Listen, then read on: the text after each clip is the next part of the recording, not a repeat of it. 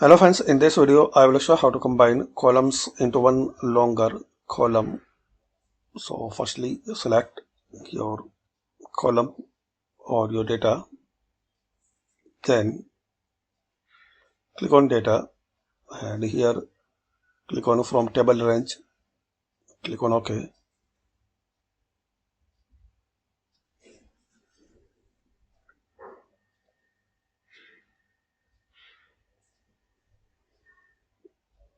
Now once process complete, Control A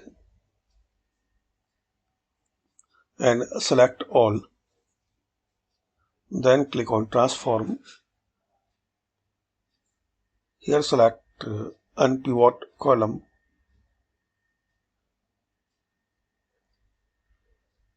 and close it.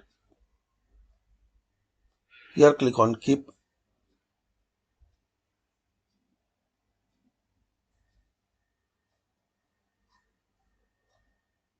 If you see the number is not in order, select and here select sort A to Z.